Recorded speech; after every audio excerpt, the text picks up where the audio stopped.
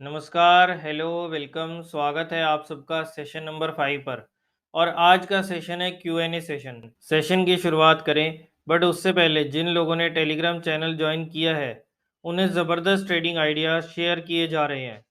तो जिन्होंने भी अभी तक टेलीग्राम चैनल ज्वाइन नहीं किया है, वो डिस्क्रिप्शन में और पिन कमेंट्स में दिए हुए लिंक पर क्लिक करके आज ही टेलीग्राम चैनल से जुड़ सकते हैं। मैंने आप सबसे कहा था कम्युनिटी पोस्ट के ज़रिए कि आप 23 मार्च तक अपने क्वेश्चंस जो हैं वो सेंड कर दें, और 23 मार्च के बाद मैं आपके क्वेश्चंस जो हैं लेकर उनके ऊपर वीडियोस जो हैं वो रिकॉर्ड करूँगा। तो मुझे उसके बाद ढेर सारे क्वेश्चंस मिले। हालाँकि मैं एकदम से 23 के बाद रिकॉर्ड नहीं कर पाया, उसके बाद मुझे थोड़ा टाइम लग गया। बट एनीवेज़ मैं आप लोगों के लिए इस सेशन में एक-एक करके आपके जितने भी क्वेश्चंस हैं, उन सबको पिक करूँगा और उनके आंसर जो हैं मैं आप लोगों के सामने डिस्कस करूँगा। और आज ये वाला सेशन जो है पूरी तैयारी सीरीज़ का लास्ट सेशन है। इसके बाद टर्टल ट्रेडिंग वाली सीरीज़ भी आएगी, सो चैनल को सब्सक्राइब करके रखें। और अगर अभी तक आपने अपना डीमैट अकाउंट नहीं खोला, तो ट्रेडिंग आइडियाज़ जो हैं आपको केवल सुनने से कोई फ़ायदा नहीं होगा जब तक आप उसके ऊपर अमल नहीं करेंगे। तो अमल करने के लिए आपको ट्रेड करना पड़ेगा, और ट्रेड करने के लिए आपको खोलना पड़ेगा डीमैट अकाउंट। तो अगर अभी तक आपने अपना डीमैट अकाउंट नहीं खोला, तो वो भी आपको नीचे डिस्क्रिप्शन में और साथ ही में पिन कमेंट्स में उसके भी बेस्ट ब्रोकर्स के जो लिंक्स हैं, वो आपको मिल जाएँगे। जिन्हें मैं यूज़ करता हूँ, उनके लिंक्स मैं आप लोगों के साथ शेयर कर दूँगा। सो आप उन पे जाकर अपना डीमैट अकाउंट जो है ओपन करवा सकते हैं। अब सबसे पहले एक क्वेश्चन आया था सोलमेट जी का कि sir ji, candlestick pattern trading जो आपने सिखाया, example bullish engulfing, thrusting etcetera, हम समझ तो गए, पर ट्रेड लेने के बाद stop loss 6 out of 5 trades में हिट हो गए हैं। डिसिप्लिन फॉलो कर रहा हूँ जैसा आपने बोला था, लेकिन डर लग रहा है इतना लॉस देखकर। और एक बात, हम सिर्फ लॉन्ग ट्रेड ही ले रहे हैं। आपने stop loss daily closing basis पर लेने को बोला था। इसमें लॉस ज़्यादा हुआ है एक स्टॉक में, जैसे बर्जर पेंट उन्होंने नाम लिखा, क्योंकि रेड कैंडल बहुत बड़ा बना हुआ था। Please guide. तो ऐसा ही ना सेम क्वेश्चन एक पहले मेरे पास मेल पर भी आया था मिस्टर खान जी का। तो उन्होंने भी ऐसे ही पूछा था कि उनके भी 6 में से 5 स्टॉप लॉस जो थे वो हिट हो गए। उन्हें भी सेम आपकी तरह डर लग रहा था, बट बाद में उनके ट्रेड्स जो थे वो सही पड़ने लगे और उन्हें अच्छे रिजल्ट्स जो थे मिलने लगे, और आज वो नेट प्रॉफिट में हैं। एक दिक्कत आज की सिचुएशन में पता क्या है कि एक तो मार्केट ऐसी चल रही है डाउन ट्रेंड सी में। अभी देखिए, अगर मैं आप लोगों के सामने निफ्टी का चार्ट खोलकर दिखाता हूँ, तो ये है निफ्टी 50 का वीकली चार्ट। और आप देखेंगे कि यहाँ पर वापस से ना एक पैरेलल एरिया में जो है कंसोलिडेट कर रही है। अगर आप इसे डेली चार्ट्स पर देखेंगे ना, आपको और अच्छे से नज़र आएगा। तो ये देखिए, आप देख सकते हैं कि इस टाइम जो है ना निफ्टी एक पैरेलल चैनल में काम कर रही है, और वो भी डाउनवर्ड स्लोपिंग, जिसकी वजह से हमारे स्टॉप लॉस काफ़ी ज़्यादा हिट हो रहे हैं, क्योंकि मार्केट एकदम से एक डाउन ट्रेंड में चल रही है। हालाँकि S1 ट्रेडिंग सिस्टम है जो हमने स्विंग ट्रेडिंग के लिए सीखा था, उसमें हमें ट्रेंड नहीं देखना होता। लेकिन रोज़ कुछ ना कुछ बैड न्यूज़ आ जाती है, तो मार्केट फिर गिर जाती है। जैसे अभी वापस से कोरोना उठने लगा है, तो कोरोना के चक्कर में मार्केट गिर गई। उधर से पुतिन ने कुछ ज़्यादा बोल दिया कि न्यूक्लियर वॉर छेड़ेंगे, तो उसकी वजह से गिर जाती है। बट कोई बात नहीं, आप डिसिप्लिन के साथ लगे रहें। स्टार्टिंग में ही पैसा बनेगा ऐसा होता नहीं है। थोड़ा-सा इंतज़ार, थोड़ा-सा धीरज, थोड़ी-सी लगन, ये बहुत ज़रूरी चीज़ें हैं। हर चीज़ को सीखने के लिए फ़ीस देनी पड़ती है। तो आपको क्या लगता है कि मार्केट आपसे फ़ीस नहीं लेगी? आपने मान लीजिए ट्रेडिंग करनी स्टार्ट करी, आपने यहाँ पर वीडियोज़ देखी, उसको बैक टेस्ट किया, और उसके बाद आप सीधा ट्रेड करने लगे, तो क्या मार्केट अपनी फ़ीस नहीं लेगी? उसे भी तो चेक करना है कि आप जो पैसा लेने आए हैं मार्केट से, आप में इतना दम है कि आप पैसा ले पाएँ। अगर ऐसे ही मार्केट पैसा देने लगी, तो सब लोग अपना काम-धंधा छोड़ के सिर्फ़ मार्केट में ही नहीं पैसा कमाने बैठ जाएँगे। वहाँ पर भी पहले आपको थोड़ी-सी फ़ीस देनी पड़ेगी, उसके बाद ही आपको रिटर्न मिलेगा। मैं चाहता हूँ कि आप जितने भी लोग इस वीडियो को देख रहे हैं, या जितने भी लोग आगे देखने वाले हैं, वो टर्टल ट्रेडिंग की वीडियोज़ को भी ज़रूर देखें।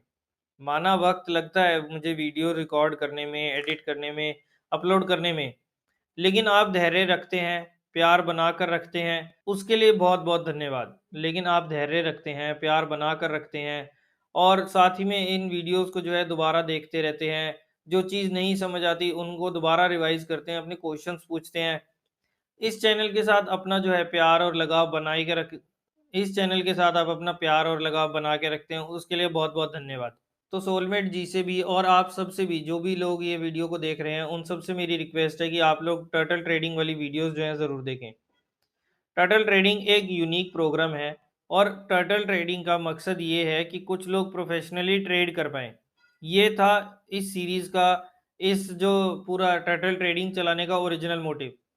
लेकिन मैं आप लोगों के लिए फ्री में लाया हूँ ताकि कुछ नहीं, आप सब लोग प्रोफेशनली ट्रेड कर पाएँ, पैसा बना पाएँ। अगर आप लोगों को मेरे एफर्ट्स पसंद आते हैं तो आप हमें सुपर थैंक्स भी भेज सकते हैं। ये सुपर थैंक्स सुपर फैंस के लिए है, जो इस चैनल के साथ और हमारे साथ प्यार बनाए रखते हैं। वो इस टाइप से हमें सुपर थैंक्स भेज सकते हैं।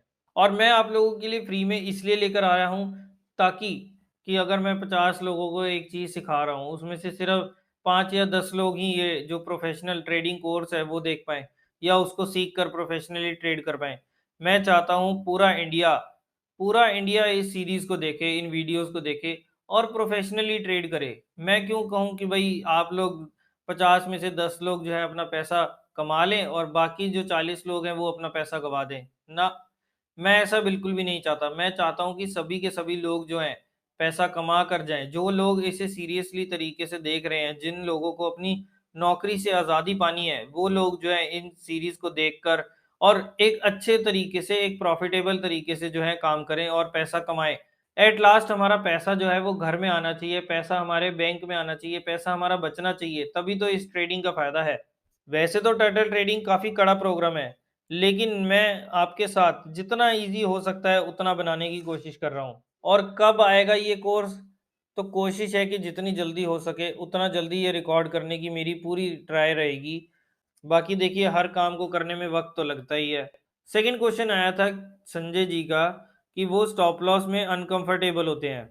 ऑफ़न स्टॉप लॉस जो है उनके हिट हो जाते हैं इंट्राडे में, लेकिन since I wait for the day end, my loss increases. ये तो नियम है, रूल्स है और 2 वजह से आपको रूल्स फ़ॉलो करने में थोड़ी-सी परेशानी हो सकती है। मैं आपको शर्तिया बता सकता हूँ कि आप ओवर ट्रेडिंग कर रहे हैं। अब मैंने आपकी शीट तो नहीं देखी, लेकिन फिर भी मैं आपको बता रहा हूँ कि आप ओवर ट्रेडिंग कर रहे हैं। अगर आप ओवर ट्रेडिंग नहीं कर रहे होते, तो आपको स्टॉप लॉस लगाने से डर नहीं लगता। क्वांटिटी को लिमिट में रखें, जो आपने रिस्क कैपिटल डिसाइड किया है, उसके हिसाब से ट्रेड करें। ये डेरिवेटिव्स के ट्रेडर्स को दिक्कत आती ही है। नीचे गिरेगा तो और लॉस हो जाएगा। ये सब दिक्कत इसलिए हो रही है। इसलिए तो मैं दावे के साथ कह सकता हूँ कि या तो आप डेरिवेटिव्स में ट्रेड कर रहे हैं या आप ओवर ट्रेडिंग कर रहे हैं। थोड़ा कंट्रोल में ट्रेड करें, सिर्फ मेंटल एडजस्टमेंट है, बाकी सब हो जाएगा। नेक्स्ट क्वेश्चन आया था कि क्लोजिंग बेसिस पर स्टॉप लॉस क्या होता है? तो देखिए, क्लोजिंग बेसिस पर स्टॉप लॉस का मतलब होता है कि जब मार्केट बंद हो जाएगी, यानी कि 3:30 बजे अगर मार्केट बंद हो रही है तो उस टाइम हमारा क्या रेट चल रहा है, उस टाइम हम देखेंगे कि मान लीजिए आपने 100 रुपए पर दिन में स्टार्टिंग में ट्रेड लिया। मैंने आपको कहा कि आपको ये ट्रेड जो है 5 दिन के लिए रखना है। आपने आज 100 रुपए पर लिया, 90 रुपए का आपने स्टॉप लॉस रखा और 120 रुपए का रखा आपने टारगेट, सपोज़ करते हैं। अब जैसे ही वो हो सकता है कि दिन में आपने आज ट्रेड लिया और आज ही ना वो 89 रुपीज़ या 85 रुपीज़ तक चला जाए। अब दिन के टाइम में तो आपका स्टॉप लॉस हिट हो गया, क्योंकि आपने स्टॉप लॉस रखा था 90 रुपए का। लेकिन क्लोजिंग बेसिस का ये मतलब होता है कि आपका स्टॉप लॉस, मान लीजिए अगर वो क्लोज़ होते-होते शाम को 3:30 बजते-बजते वो वापस से जो था शेयर ना 85 से उठकर 95 पर बंद हो गया। तो उस टाइम, उस बेसिस पर जो है आपका स्टॉप लॉस हिट नहीं हुआ। अब जैसे कि अगर हम इस केस में देखते हैं कि 17,066 पर ओपन हुई, लो लगाया 16,828 का, लेकिन क्लोज़ हो गई आपकी 16,988 पर। अब मान लीजिए किसी ने यहाँ पर इंट्राडे किया, 17,000 सा 66 पे ही ले लिया ओपन होते ही और उसके बाद उसने स्टॉप लॉस रखा 17,900 का। अब उसने क्लोजिंग बेसिस पर नहीं, नॉर्मल जो था अपना 16,900 का रख दिया, जबकि मैंने कहा आपको कि क्लोजिंग बेसिस पर रखना है। अब इंट्राडे में तो उसका स्टॉप लॉस हिट हो गया, क्योंकि आप देख सकते हैं कि 16,828 के लेवल्स तक जो है निफ्टी नीचे गिरा है। बट अगर मैंने आपको कहा था कि क्लोजिंग बेसिस पर रखना है, तो क्लोजिंग बेसिस हुई 16,988 का, यानी कि 900 का लेवल जो था क्लोजिंग बेसिस पर नहीं टूटा। और आप देख सकते हैं कि आगे जाकर हमारे को 17,150 के लेवल्स भी थे जो टच होते हुए नजर आए हैं। तो अगर आपने यहाँ पर क्लोजिंग बेसिस पर स्टॉप लॉस नहीं रखा, यानी कि 16,900 का जब बंद हो रही है मार्केट उस टाइम आपका स्टॉप लॉस नहीं हुआ, तो आपका जो है वो इंट्राडे में हिट हो जाएगा और आप पहले ही अपनी पोजीशन से जो है वो एग्जिट कर जाएंगे। सो आई होप कि अब आपको ये चीज़ जो है, जो मैं आपको समझाना चाहता था कि क्लोजिंग बेसिस पे स्टॉप लॉस कैसे मेंटेन करना है, वो शायद आप लोगों को ये चीज़ जो है वो समझ आ गई होगी। अब एक कमेंट आया था कि सर वॉल्यूम वाले कंसेप्ट्स को क्लियर हो गए, बट टाइम फ्रेम कौन सा लूँ वही समझ नहीं आ रहा, क्योंकि आपने आईसीआईसीआई बैंक का एग्जांपल दिया था, वो वीकली टाइम फ्रेम पर दिया था। वैसे उनको तो मैंने मैसेज कर भी दिया, बट काफ़ी लोगों को ना फिर भी ये दिक्कत आती है कि टाइम फ्रेम सिलेक्ट नहीं हो पाता। तो उसके लिए मैंने आप लोगों के सामने जो फर्स्ट पार्ट था ना वीडियो का, जो पूरी सीरीज़ का पहला कदम, पहले कदम में ही हमने बात करी थी कि कौन-सा टाइम फ्रेम कौन से लोगों के लिए जो सूटेबल है। अगर आप मार्केट में पूरा टाइम बैठ सकते हैं, तो आप डेली टाइम फ्रेम यूज़ कर सकते हैं। अगर आप रेगुलर बेसिस पर मार्केट आवर्स में ट्रेडिंग जो है नहीं कर सकते, तो आप जो है फिर यहाँ पर वीकली या फिर मंथली टाइम बेसिस पर काम कर सकते हैं। बाकी आप इसको डिटेल में जानने के लिए आप जो है नौकरी से आज़ादी पहला कदम इस वीडियो सीरीज़ को जो है पूरा देख लें। इसके बाद Bengal tiger of share market ji का मैसेज आया था, what is the exact procedure for stop loss? Bearish pattern formation हो गया, या फिर लेवल ब्रेकडाउन हो गया, या फिर एटीआर हो गया, या सीएमओ हो गया। तो इसका आंसर तो वैसे मैं आपको जैसे-जैसे मैं कोई पैटर्न या फिर कोई सिस्टम जो है डिस्कस करता हूँ आप लोगों के साथ, तो उस टाइम पर मैं शेयर कर देता हूँ। नॉर्मली जो हम स्टॉप लॉस लगाकर चलते हैं, वो एटीआर होता है क्लोजिंग बेसिस पर। एटीआर का स्टॉप लॉस रखते हैं हम क्लोजिंग बेसिस पर। उसके अलावा आप जो है सीएमओ के हिसाब से भी कर सकते हैं। लेवल ब्रेकडाउन अगर आप लोगों को लग रहा है, तो उस हिसाब से भी निकल सकते हैं। अगर मान लीजिए कोई इम्पोर्टेंट सपोर्ट लेवल जो है वो ब्रेकडाउन हो रहा है, उसके नीचे जो है क्लोजिंग आ रही है, तो आप जो है उस बेसिस पर भी यहाँ पर अपना पोजीशन जो है एग्जिट कर सकते हैं। उसके अलावा सही में अगर आपको बेयरिश पैटर्न भी कोई फॉर्म होता हुआ नज़र आ रहा है, लेकिन उस पैटर्न को कंप्लीट होने के बाद उसका ब्रेकडाउन आ जाए, फिर उसके बाद हमें एग्ज़िट करना चाहिए। ये नहीं कि हमें लगा कि यहाँ पर डबल टॉप पैटर्न बन रहा है, तो हमने उसको हमारे को मन में लग रहा है कि डबल टॉप पैटर्न बन रहा है और उस टाइम हम एग्ज़िट कर जाएँ। जब तक पैटर्न हमारे दिमाग में नहीं चार्ट पर नज़र आएगा, तब ही हमें एग्ज़िट करना है या तभी हमें अपने पोज़ीशन को जो है चेंज करना है। अदरवाइज़ अगर आपके दिमाग में कोई पैटर्न बन रहा है ना, तो उसका कोई आंसर नहीं होगा। बाकी वैसे मैंने हर उसमें जो है हर पैटर्न में आप लोगों के सामने साथ के साथ में आप लोगों के पैटर्न्स जो थे या फिर जो किस टाइप से आपको काम करना है, कौन-सा आपका स्टॉप लॉस होना चाहिए, ये सब चीज़ें जो है मैं आप लोगों के साथ ऑलरेडी डिस्कस कर चुका हूँ। तो या तो आप हो सकता है कि आपने अभी तक सीरीज़ ध्यान से नहीं देखी, या अगर देखी है तो आपने नोट्स नहीं बनाए, क्योंकि अगर नोट्स नहीं बनाएँगे तो आप लोगों को दोबारा रिवाइज़ जो है करने में काफ़ी मुश्किल आती है। नेक्स्ट क्वेश्चन आया था ड्रैगन वॉरियर जी का। Sir, being a nothing no investor, I want to ask you some silly questions. Let's assume हम रिवर्सल स्ट्रेटजी के ऊपर कोई ट्रेड लिया है और 100 में एंट्री किया है। स्टॉप लॉस हमने 90 का रखा और टारगेट रखा है 120 रुपये का। और दूसरे दिन अगर प्राइस आ गया 118 रुपये, तो हमें क्या करना है? सबसे पहले उन्होंने अच्छा क्वेश्चन में ही उन्होंने क्वेश्चंस पूछे हैं कि हमें आगे क्या करना है। उन्होंने ऑप्शंस भी दिए हैं हमें कि अभी 120 नहीं आया था इसलिए वेट करना है, तो तब नेक्स्ट डे ओपनिंग में 120 आ गया तो क्या करें? सेकंड सेकंड उन्होंने ऑप्शन दिया, ट्रेड अगर 5 दिन के लिए है तो 5 दिन के पहले स्टॉक को ना देखें। और थर्ड उन्होंने ऑप्शन दिया था कि हाफ क्वांटिटी बुक कर लें और हाफ क्वांटिटी को खुला छोड़ दें। तब अगर उस सेक्टर ही बुलिश हो गया तो हायर प्राइसेस पर एवरेज कर सकते हैं क्या? देखिए, अब ये डिपेंड करता है कि आप किस टाइप के ट्रेडर हैं। अगर आप स्विंग ट्रेडिंग कर रहे हैं, जैसा कि आपकी बातों से मुझे लग रहा है कि आप स्विंग ट्रेड कर रहे हैं, तो 118 रुपए का प्राइस आ गया मान लीजिए आपका अगले दिन, तो अभी आपको एग्ज़िट नहीं करना। आपको क्या पता कि अगले दिन वो 125, 130 तक भी पहुँच जाए।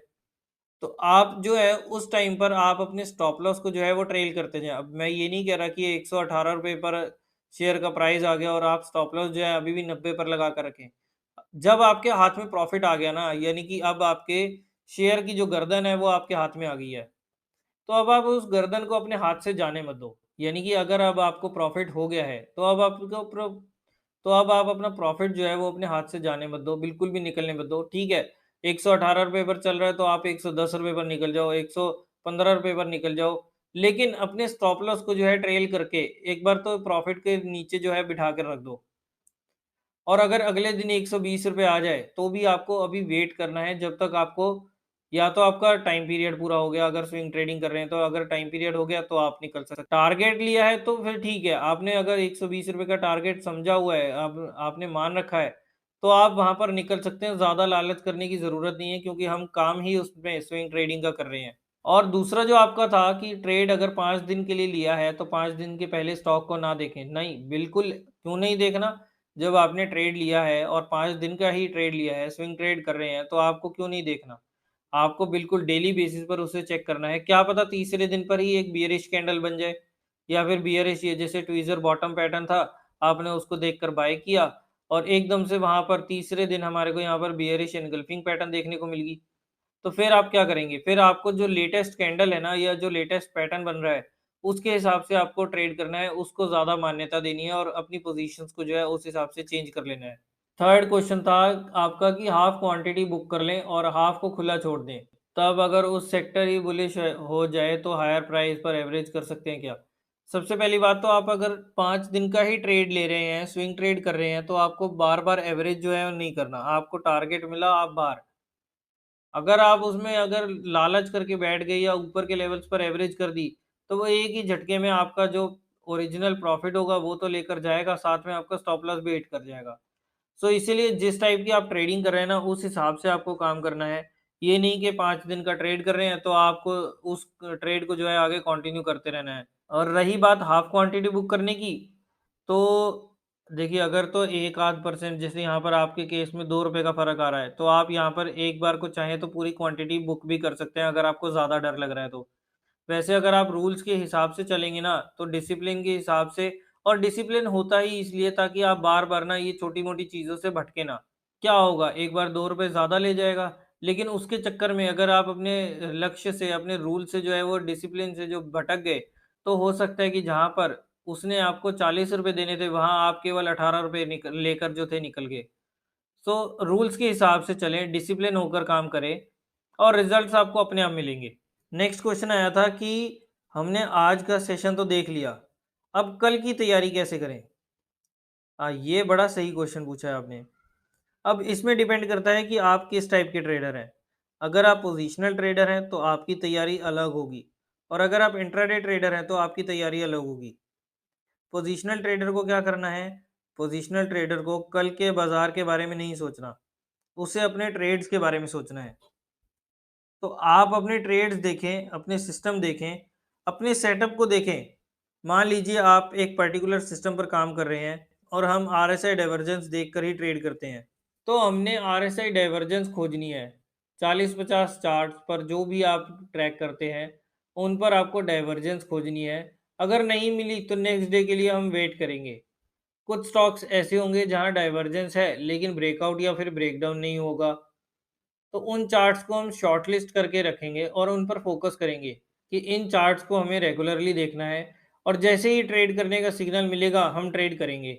तो ये काम है पोजिशनल ट्रेडर का। अब इंट्राडे ट्रेडर को क्या करना है?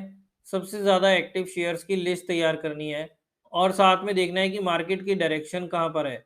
मार्केट की डायरेक्शन को समझना है और सबसे ज़्यादा एक्टिव शेयर्स पर फोकस करना है। सो ये तैयारी आपको पिछले दिन करनी है या फिर मार्केट के ओपन होने से पहले करनी है। नेक्स्ट क्वेश्चन आया था नॉलेज एफर्टलेस जी का। Thank you for your support and training. Next question आया था नॉलेज एफर्टलेस जी का। Thank you for your help and support sir. आपकी वजह से मेरी ट्रेडिंग प्रॉफिटेबल हो गई। अच्छा, तो उनका कमेंट आया था, वैसे ही उन्होंने उन्होंने अपनी भावनाएं व्यक्त करी हैं। योर वेलकम सर, मुझे जानकर खुशी हुई कि आपको ट्रेडिंग में प्रॉफिट हो रहा है। मैं यही दुआ करता हूँ कि आप ऐसे ही प्रॉफिट कमाते रहें। बस इस ना चीज़ को मत भूल जाना। कभी मौका मिलेगा तो आपके साथ कभी रिकॉर्ड करेंगे, और हमारे चैनल पर आकर आप उनको, बाकी लोगों को भी जो है मोटिवेशन दें कि कैसे आपका जर्नी रही, क्या आपने काम किया, किन किन टाइप के आपने ट्रेड्स किए और कैसे आपको प्रॉफिटेबल जो थे, यानी कि आपका ट्रेडिंग जो थी वो प्रॉफिटेबल हो गई। तो इस टाइप से आकर हमारे चैनल पर कभी हम मौका बनाएंगे ऐसा कि हमारे साथ आप आकर जो है ऐसे ही गुफ्तगू करें और हमें मोटिवेट करें, बाकी लोगों को भी मोटिवेट करें स्टॉक मार्केट में ट्रेडिंग करने के लिए। So the next question is कि what are the leading indicators and how we can use it? Leading indicator वो इंडिकेटर है जो प्राइस के आगे चलते हैं।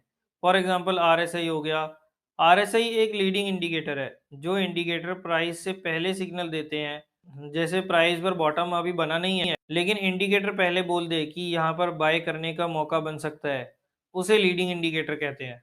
और जो इंडिकेटर बॉटम बनने के बाद कुछ टाइम बाद हमें सिग्नल दे, उसे कहते हैं हम लैगिंग इंडिकेटर। लीडिंग इंडिकेटर जैसे आरएसआई हो गया, स्टोकास्टिक हो गया, सीसीआई हो गया, ये सारे लीडिंग इंडिकेटर्स हैं। और लैगिंग इंडिकेटर्स हो गए जैसे मूविंग एवरेजेस हो गई, ये सब चीज़ें जो हैं ये लैगिंग इंडिकेटर्स होते हैं, जो प्राइस के सिग्नल देने के बाद वो आपको जो इंडिकेटर है वो सिग्नल देता है कि हाँ भाई अब यहाँ पर बाय कर लें, यहाँ पर सेल कर लें। एक बड़ा अच्छा इंडिकेटर है सीएमओ, जिसे हम टर्टल ट्रेडिंग में देखेंगे, तो उसके बारे में बात जो है हम वो बाद में करेंगे। लेकिन लीडिंग इंडिकेटर का मतलब ये नहीं है कि वो प्राइस से पहले सिग्नल देता है और आप बाय करके बैठ जाएंगे। जैसे कई बार आसमान में काले बादल आते हैं, तो इसका मतलब ये है कि बारिश हो सकती है। लेकिन कई बार बादल ऐसे ही छट जाते हैं और बारिश होती ही नहीं है। इसी तरह लीडिंग इंडिकेटर भी बाय देते हैं, लेकिन बाय मिलता नहीं है। देखिए, इंडिकेटर बहुत सारे हैं, लेकिन सबके ऊपर हमें काम नहीं करना। हमें लीडिंग और लैगिंग इंडिकेटर्स का कॉम्बिनेशन रखना है और किस इंडिकेटर को किस टाइप से यूज करना है उसे समझना है। नेक्स्ट क्वेश्चन आया था हमारे पास कि फंडामेंटली हमें हमें स्टॉक्स में क्या देखना चाहिए। बहुत बढ़िया क्वेश्चन है जी।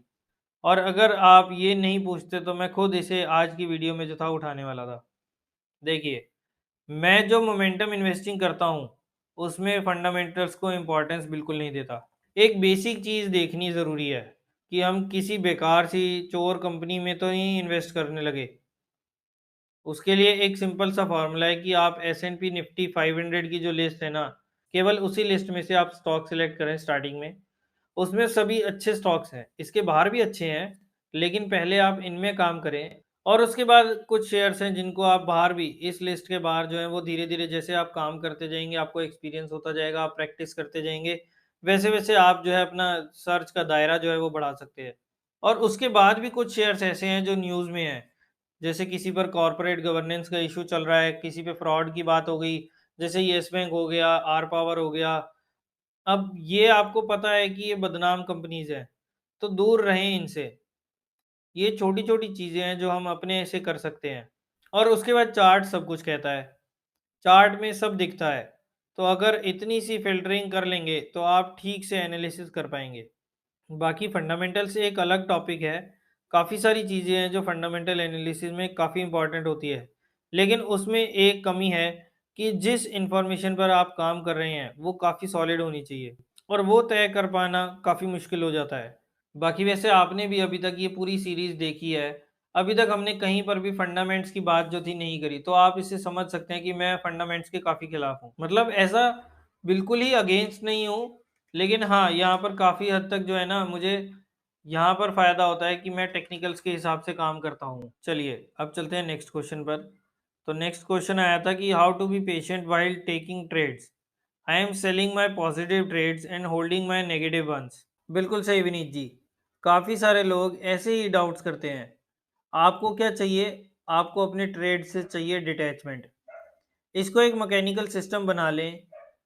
इसको ऐसे मत सोचे कि हर ट्रेड से कमाना है, ज़्यादा से ज़्यादा मैक्सिमाइज करना है। आप ये सोचें कि this is the game of probability. आपने इमोशंस को एक तरफ रख कर ट्रेड करना है। आप ये सोचो कि इससे कमाना नहीं है, ये तो बस एक एक्सपेरिमेंट चल रहा है। जब पोजीशंस बड़ी होंगी, तब छोटा सा प्रॉफिट भी जो है ना वो बड़ा लगेगा और छोटा सा लॉस भी जो है वो काफ़ी बड़ा लगता है। और जब पोजीशंस छोटी होंगी, तब बड़ा प्रॉफिट भी लगता है कि क्या ही हो गया, इससे क्या ही मिल मिल जाएगा मुझे। उस टाइम फ़र्क नहीं पड़ता। तो this is the matter of practice and some bit of emotional dickering. अब मैं आप लोगों के साथ अपना एक वाकया शेयर करता हूँ कि जब मैंने स्टॉक मार्केट में स्टार्टिंग करी थी ना, तब मुझे 500 रुपये ऊपर नीचे होते थे ना, तो ऐसा मतलब धक-धक सा हो जाता था कि यार आज तो 500 रुपये गिर गए, हाय! ये तो शेयर मार्केट बेकार है। लेकिन जब 500 रुपये बढ़ते थे तो मुझे खुशी भी काफ़ी ज़्यादा हो जाती थी। वहीं पर अगर मैं आज से कंपेयर करूँ तो आज के दिन में मेरे 20-20, 30-30, 50-50 हज़ार भी अगर गिर जाते हैं ना, तो भी मुझे कोई ख़ास फ़र्क नहीं पड़ता।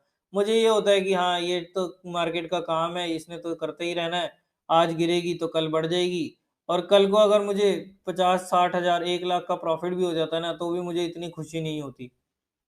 क्योंकि मुझे पता है कि ये मार्केट का काम है और ऐसे ही मार्केट जो है 2 दिन देगी तो 3 दिन ले भी लेती है। सो जैसे जैसे आप प्रैक्टिस करते जाएंगे और जितना छोटे अमाउंट से आप स्टार्ट करेंगे ना, प्रॉफिट लेने की कैपेबिलिटी और लॉस लेने की कैपेबिलिटी जो है आपकी उतनी ही ज़्यादा बड़ी होती जाएगी। नेक्स्ट क्वेश्चन आया था कि how many demat account should we have and where.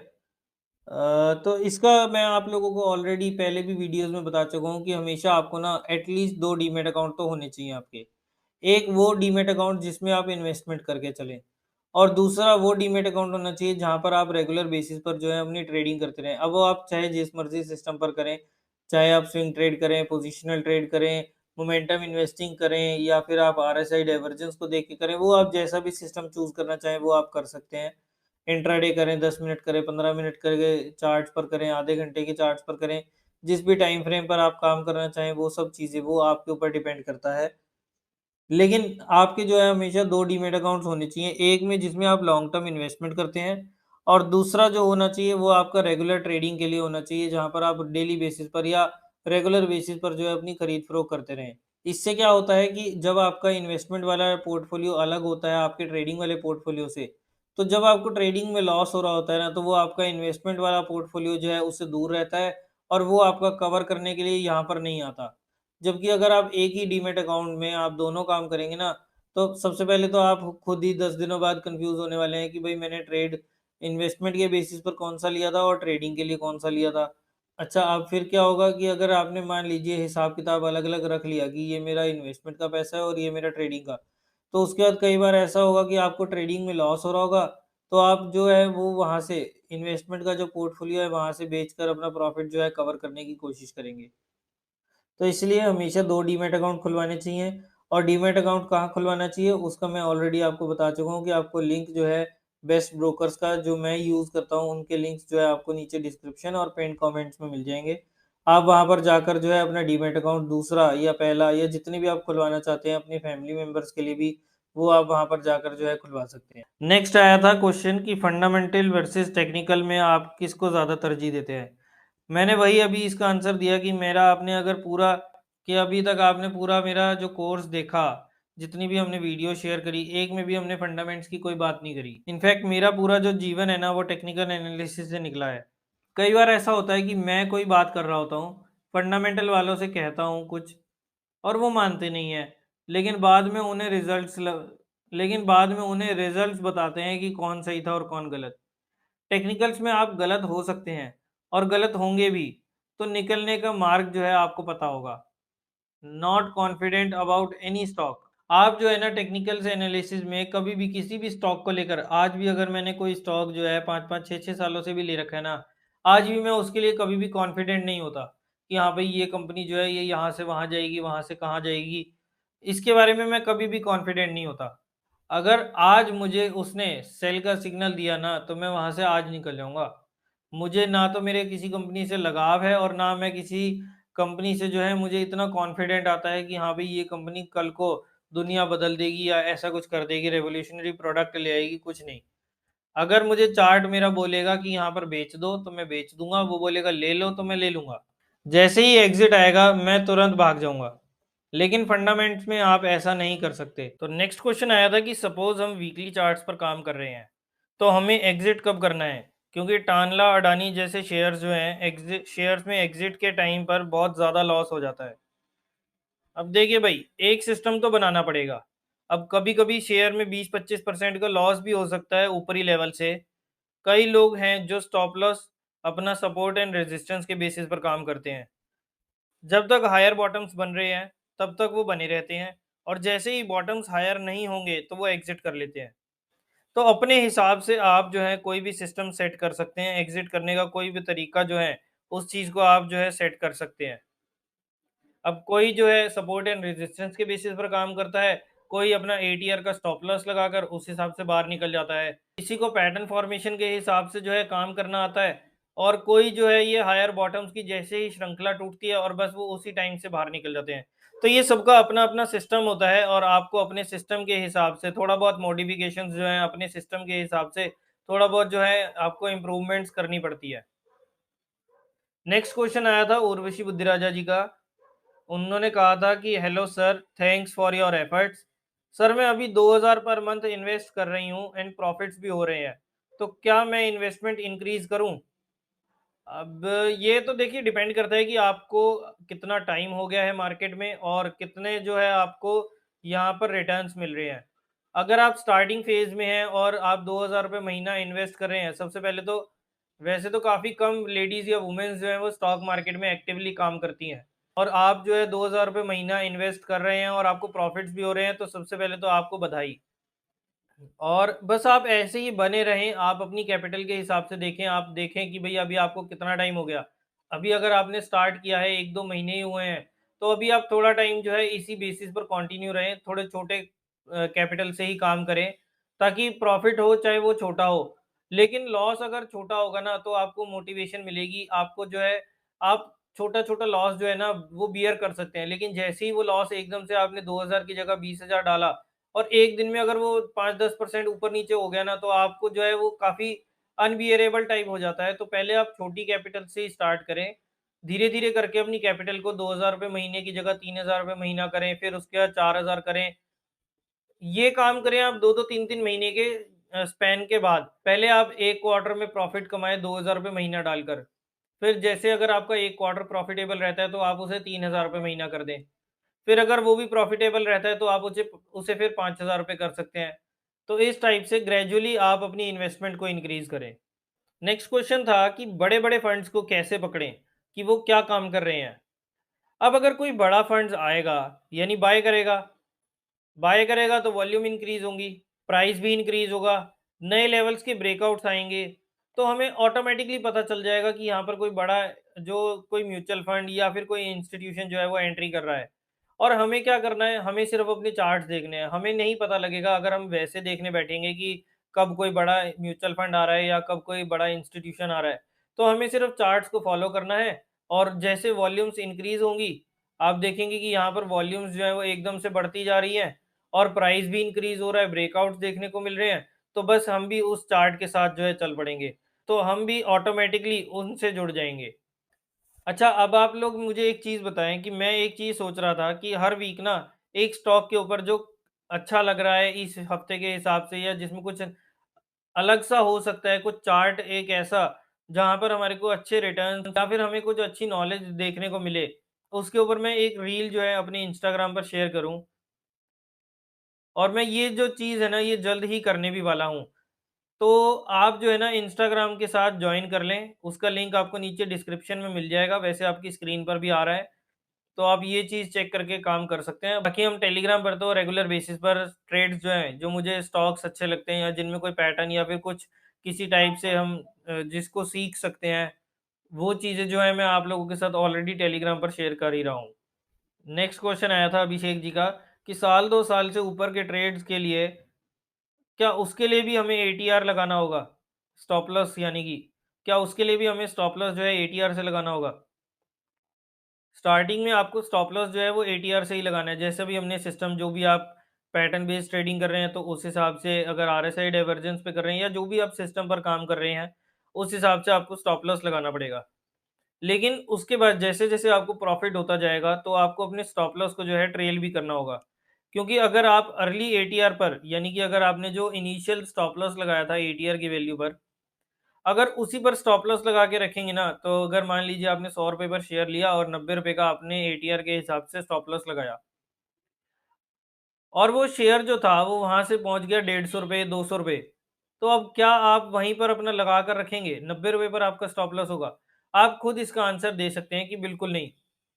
इतना दूर का अब स्टॉप लॉस जो है वो बियर नहीं होगा, क्योंकि हमारी सारी कैपिटल जो इंक्रीज़ हुई थी वो सारी की सारी वापस चली जाएगी।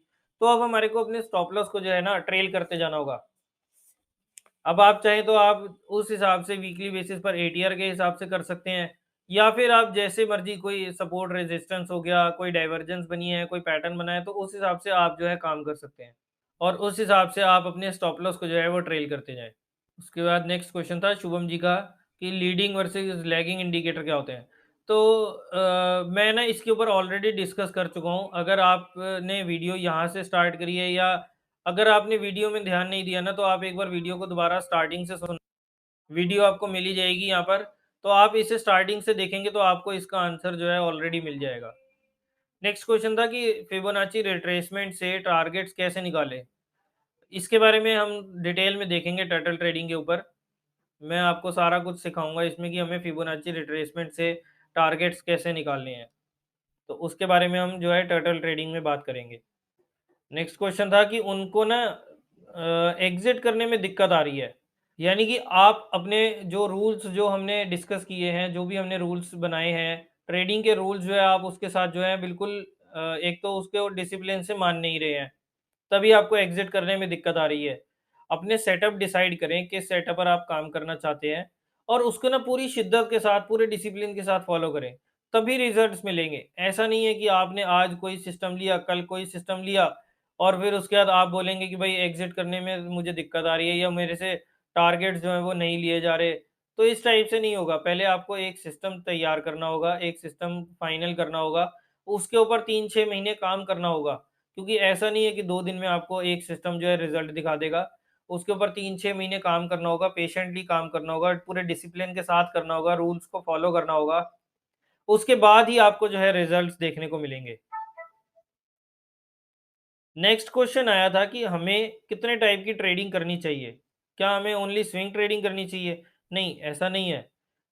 पहले हमने जितने भी सिस्टम्स डिस्कस किए हैं ना, पहले आप इन पर काम करें। थोड़ा टाइम इनको बैक टेस्ट करें, एनालाइज़ करें और आप अपने टाइम फ्रेम के हिसाब से भी चेक कर सकते हैं कि आप मार्केट को कितना टाइम दे सकते हैं। फिर देखें रिज़ल्ट्स हर एक के अंदर, हर सिस्टम में रिज़ल्ट्स आपको कैसे देखने को मिल रहे हैं। और साथ ही में एक चीज़ और है, इम्पोर्टेंट चीज़ है जो काफ़ी लोग जो हैं जिसका ध्यान नहीं देते कि किस सिस्टम में आपको पीस ऑफ माइंड भी है और पैसा भी है। क्योंकि कई बार होता है कि पैसा तो बन रहा है, लेकिन पूरे टाइम स्क्रीन के आगे टेंशन हो रही है हमें कि यार ये तो गिर गया, ये बढ़ गया, ये चीज़ हो गई, वो चीज़ हो गई, आज ये फलाना कंट्री में वॉर हो गया, आज यहाँ पर कोविड आ गया, ये हो गया, वो हो गया। तो ऐसी इन सब चीज़ों से देखो फ़र्क तो पड़ता है, daily day to day basis पर यहाँ पर फ़र्क पड़ता है। लेकिन आप उसे कितने हद तक मैनेज कर सकते हैं, वो चीज़ देखनी है। ऐसा भी ना हो कि आपको रात की नींदें उड़ती जा रही हैं और आप पैसा भी आ रहा है लेकिन रात की नींदें भी नहीं आ रही। पीस ऑफ माइंड सबसे ज़्यादा ज़रूरी है, क्योंकि अगर पीस ऑफ माइंड नहीं होगा तो फिर बाद में हेल्थ भी खराब होगी और हेल्थ भी खराब होगी मेंटली और फिज़िकली हमारे को काफ़ी सारा डिस्करेजिंग होता है। तो इन चीज़ों से बचने के लिए आपको एक ऐसा सिस्टम तैयार करना होगा, एक ऐसे सिस्टम पर काम करना होगा, जिसमें पीस ऑफ माइंड भी हो और पैसा भी हो। अगला क्वेश्चन आया था कार्तिक जी का कि प्रॉफिट बुकिंग क्या होती है? तो जब जैसे मान लीजिए आपको कोई प्रॉफ़िट हो रहा है किसी ट्रेड में और जब आप अपने प्रॉफ़िट को लॉक करते जाएँगे या बुक करते जाएँगे ना, जैसे आपने प्रॉफ़िट वहाँ से अपनी पोज़ीशन को स्क्वायर ऑफ करके प्रॉफ़िट घर लेकर गए ना, तो उसे कहते हैं हम प्रॉफ़िट बुकिंग। अगला क्वेश्चन आया था हमारे सामने कि कोई स्टॉक लिया और अचानक से वो गिर गया तो क्या करें? देखिए, ये तो मार्केट में काम होता रहेगा, ये part and parcel of this market है, ये तो पूरी गेम का ही पार्ट है। कोविड में मैंने अपने शेयर्स जो थे 30-30, 40-40% ऊपरी लेवल से काटे थे। क्योंकि मार्केट में एकदम से गिरावट आई थी, तो जिन भी शेयर्स में मुझे एग्ज़िट मिला, जिन भी शेयर्स में मुझे एग्ज़िट का सिग्नल मिला, तो वहाँ पर मैंने अपनी पोज़ीशंस जो थी वो स्क्वायर ऑफ करी और अपना काफ़ी ज़्यादा 25-25, 30-30% का भी लॉस मैंने वहाँ पर बुक किया था। लेकिन बाद में मुझे उन्हीं शेयर्स में दोबारा नीचे के लेवल्स पर कई कई शेयर्स में तो नीचे के लेवल्स पर मुझे दोबारा से बाइंग सिग्नल मिले तो मैंने बाय कर लिया। कई शेयर्स में ऐसा भी था कि जिन लेवल्स पर मैंने बेचा था, उन लेवल से काफ़ी ऊपर मुझे लेना पड़ा, बट इट्स ओके। और उसके बाद भी और उसके बाद से वो शेयर जो थे 3-3 4-4 गुना के हो गए। तो ये तो देखो गेम का पार्ट है, ये तो सब चलता रहेगा। मार्केट में प्रॉफ़िट्स भी होंगे तो लॉसेस भी होंगे। और लॉसेस एकदम से कभी-कभार जो है मार्केट में उछाल भी इतना तेज़ आएगा जैसा हमारे को कोविड के बाद देखने को मिला था और कभी-कभार गिरावट भी ऐसे ही तेज़ देखने को मिलती है। बस आपको अपने सिस्टम के साथ बने रहना है, पूरे रूल्स के साथ आपको काम करना है। स्टॉक में एग्ज़िट आया तो हम एग्ज़िट करेंगे। ये नहीं है कि चलो थोड़ा-सा देख लेता हूँ, ऊपर बढ़ जाएगा तब बेच दूँगा, नीचे गिरेगा तो बेच दूँगा। ऐसा नहीं है, जब एक बार एग्ज़िट आ गया तो एग्ज़िट करेंगे। दोबारा महँगा लेना पड़ेगा, हम महँगा ले लेंगे, सस्ता बेचना पड़ेगा, हम सस्ता बेच लेंगे। लेकिन काम हम पूरे रूल्स के साथ करेंगे। काफ़ी सारे लोगों ने मुझसे एक मैजिक इंडिकेटर के बारे में भी करा पूछा था। अब मैजिक इंडिकेटर हर चार्टिंग सॉफ्टवेयर में नहीं है, तो इसके लिए मैंने इसके बारे में डिटेल में कोई बात नहीं करी और ना ही करूँगा, क्योंकि जिस चीज़ को आप यूज़ ही नहीं कर पाएँगे, उसकी डिटेल जानकर या उसे डिटेल में समझकर कोई फ़ायदा नहीं है। मैजिक इंडिकेटर में एसेंशियल जो आइडिया है वो है वॉल्यूम का, और वॉल्यूम क्या होता है ये तो हम सब जानते हैं, नंबर ऑफ शेयर्स ट्रांजैक्टेड। हम ये मानते हैं कि जब स्टॉक बढ़ रहा होता है और साथ में वॉल्यूम भी बढ़ रही होती है तो माना जाता है कि वॉल्यूम जो है वो बायर के प्रयासों से आती है। और इस इंडिकेटर में हम प्राइस और वॉल्यूम को रिलेट करके ही देखते हैं। कोई इसका अगर मुझे सैंपल मिलेगा ना तो मैं स्क्रीनशॉट आप लोगों के सामने लगा दूंगा कि किस टाइप से मैजिक इंडिकेटर को देखा जाता है। मैजिक इंडिकेटर की बुनियाद यही है, और उसके बाद हम आउट परफॉर्मेंस देखते हैं, ओपन इंटरेस्ट कैसा बन रहा है, ये सब चीज़ें देखते हैं। इन सब चीज़ों को फ़िल्टर करके फिर ये इंडिकेटर आपको सिग्नल देता है। तो काफ़ी रिफाइंड सिग्नल्स आपको देखने को मिलते हैं, और मैजिक इंडिकेटर में यही चीज़ मेन है कि हमें केवल एक इंडिकेटर के ऊपर डिपेंड नहीं रहना। हमें इंडिकेटर्स का, जैसे मैंने आपको पहले बताया था कि लैगिंग और लीडिंग इंडिकेटर्स का एक कॉम्बिनेशन बनाना है और उसके बाद जो है हमें ट्रेड करना है। अच्छा, अब वीडियो में ना 1 आधे 2 क्वेश्चंस ही रह गए हैं। उससे पहले मैं आप लोगों से एक सजेशन चाहता हूँ कि मैं सोच रहा हूँ कि एक फ़ेसबुक पेज बनाएँ जहाँ पर हम डिस्कशन कर पाएँगे। क्योंकि टेलीग्राम पर मैं सिर्फ़ ट्रेडिंग आइडियाज़ शेयर करता हूँ, व्हाट्सएप ग्रुप हम बना नहीं सकते। सो एफबी एक अल्टरनेटिव रह जाता है। तो आप लोग मुझे नीचे कमेंट्स में बताएँ कि क्या आपको ऐसा आइडिया अच्छा लग रहा है कि हम फ़ेसबुक का एक पेज बनाएँ, भरपूर ज्ञान के नाम से, और वहाँ पर हम सब जो है अपना एक हेल्दी डिस्कशंस जो हैं वो कर पाएँ। बट मेरी रिक्वेस्ट रहेगी कि अगर आप लोग इसमें मानते हैं ना, तो उसमें हमारे को फालतू का जो वीडियो प्रमोशंस और ये सब चीज़ें आलतू-फालतू की बातें नहीं, हमें वहाँ पर सिर्फ़ सीरियस ट्रेडिंग टॉक्स करेंगे हम। बाकी आप लोग मुझे नीचे कमेंट्स में बताएँ कि क्या आपको मेरा आइडिया जो है वो सही लग रहा है, और क्या आप चाहते हैं कि हम एक फ़ेसबुक पेज बनाएँ जहाँ पर हम इस टाइप से डिस्कस कर पाएँ। नेक्स्ट 2-3 क्वेश्चंस जो हैं उनमें से क्वेश्चन आया था एक, कि क्या स्कूल में भी ये चीज़ें फाइनेंशियल एजुकेशंस पढ़ाई जानी चाहिए? बिल्कुल पढ़ाई जानी चाहिए, क्योंकि फाइनेंस को हमें ज़िंदगी में पूरे टाइम मैनेज करना ही है, और इस बेसिक चीज़ की बुनियाद जो है हमारे को स्कूल लाइफ में नहीं रखी जाती। हालाँकि बाहर के देशों में फाइनेंस जो है पढ़ाया जाता है, स्टॉक मार्केट जो है एक प्रॉपर सब्जेक्ट होता है, लेकिन इंडिया में अभी फ़िलहाल ऐसा नहीं है। लेकिन आने वाले 5 से 10 सालों के अंदर ना मुझे उम्मीद है कि स्टॉक मार्केट या फाइनेंशियल एजुकेशन जो है हमारा एक कंपल्सरी कोर्स होने वाला है, कंपल्सरी एक जो है पार्ट होने वाला है हमारी स्कूल लाइफ का भी, और होना भी चाहिए। अगर नहीं भी होने वाला है बट होना चाहिए। बचपन से ही जब हमें पता चलेगा ना कि कैसे हमें फाइनेंस को मैनेज करना है, कैसे हमें अपने पैसों को संभाल कर रखना है, उसे ग्रो करना है, तो उससे ना हमारी ज़िंदगी और आसान हो जाती है। अब एक क्वेश्चन आया था कि क्या इसमें हमेशा पैसा बनता रहेगा? नहीं, ऐसा नहीं है। अब अगर आप 2 साल के लिए आए, कोविड के टाइम पर 18-19 में आए, तो उस टाइम आपका पैसा नहीं बना होगा। लेकिन अगले अगर 2 साल में आए, तो आपका पैसा बहुत बना होगा। तो ये तो डिपेंड करता है कि एक तो आप कितने टाइम तो यहाँ पर मार्केट में सस्टेन कर पाते हैं। और मार्केट की भी ना कुछ साइकिल्स होती हैं।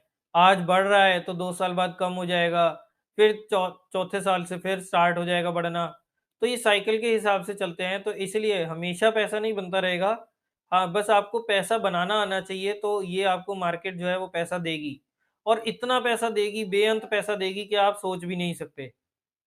आप जिस स्टैंडर्ड ऑफ लिविंग का एक्सपेक्ट कर रहे हैं ना, वो स्टैंडर्ड ऑफ लिविंग क्या, उससे ज़्यादा आपको ये मार्केट दे सकती है। मार्केट में पैसा ना बिखरा पड़ा है, बस समेटने वाला चाहिए। नेक्स्ट क्वेश्चन आया था कि एडजस्टेड प्राइस क्या होता है? देखिए, जब आप मार्केट बंद होती है ना 3:30 बजे, तब हमें कुछ और प्राइस दिख रहा होता है। लेकिन अगले 10-15 मिनट के बाद ना हमारे को मार्केट में कुछ और एक अलग-सा प्राइस नज़र आता है। वो होता है एडजस्टेड प्राइस। और एडजस्टेड प्राइस कैसे निकाला जाता है? लास्ट 30 मिनट यानी कि 3 बजे से लेकर साढ़े 3 के बीच में जो ट्रेडिंग होती है ना, उसमें एक एवरेज प्राइस डिसाइड किया जाता है, या एवरेज प्राइस देखा जाता है कि किस प्राइस के आस-पास जो है सबसे ज़्यादा ट्रेडिंग हुई है, सबसे ज़्यादा सौदे हुए हैं। तो वो प्राइस जो है हमारा एडजस्टेड प्राइस होता है, और ये मार्केट बंद होने के 10 से 15 मिनट बाद आप लोगों को शो हो जाता है। चलिए, ये सेशन था यहीं तक का। अब हम नेक्स्ट सेशन में इस सीरीज़ के मिलेंगे टर्टल ट्रेडिंग के साथ। और आई होप कि आप लोगों को सारी वीडियोज़ जो हैं, सारे कंसेप्ट जो हैं अच्छे से समझ आए होंगे। बाकी फिर भी अगर मेरी साइड से कुछ गलती रह जाती है, तो हाथ जोड़कर मैं आप लोगों से माफ़ी माँगता हूँ। प्लीज़ मुझे क्षमा कर दें। मैं अपनी साइड से पूरा प्रयास कर रहा हूँ कि आप लोगों को एक प्रोफेशनल ट्रेडर जो है वो बना पाऊँ, ताकि आप लोग अपनी ज़िंदगी में पैसा कमाएँ, अच्छा पैसा कमाएँ, और स्टॉक मार्केट की अहमियत को समझें कि हमारा इक्विटीज़ में ना आने वाले समय में एक तो ना हम बिल्कुल गोल्डन स्पॉट पे बैठे हैं। अगर यहाँ से 10-20 साल बाद आपका पैसा नहीं बना ना, तो इसमें गलती आप ही की होने वाली है। क्योंकि मार्केट तो आपको इतना पैसा देगी कि आपसे सँभाले नहीं सँभलेगा। अब सँभालने वाला बंदा चाहिए और ऊपर से उस चीज़ को समेटने वाला भी चाहिए। अगर आप पैसा नहीं बना पा रहे तो इसमें और किसी की कमी नहीं है, इसमें सिर्फ़ कमी है तो वो सिर्फ़ आपकी। और मेरी पूरी कोशिश है कि आप इस गोल्डन स्पॉट को बिल्कुल भी मिस ना करें। आप यहाँ से रॉकेट जो है अब उड़ने को तैयार बैठा है स्टॉक मार्केट का, आप उस रॉकेट में सवार हो जाएँ। और मेरी पूरी कोशिश है कि मैं बस आप लोगों को उस रॉकेट रेडी बना दूँ कि आप उस रॉकेट में बैठने को तैयार हो जाएँ, पैसा आपको अपने आप बनेगा फिर।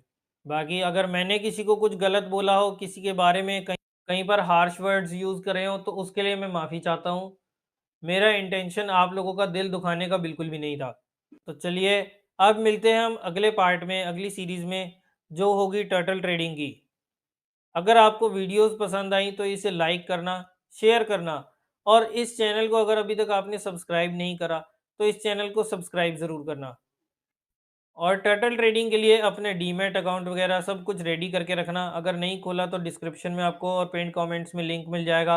वहाँ पर जाकर आप जो है डीमैट अकाउंट खुलवा सकते हैं। हमारे साथ इंस्टाग्राम पर जुड़ें और फेसबुक वाले पेज का जो मेरा सजेशन था उसके ऊपर ज़रूर आप अपना रिप्लाई दें। तो चलिए मिलते हैं अगली वीडियो में, तब तक के लिए नमस्कार।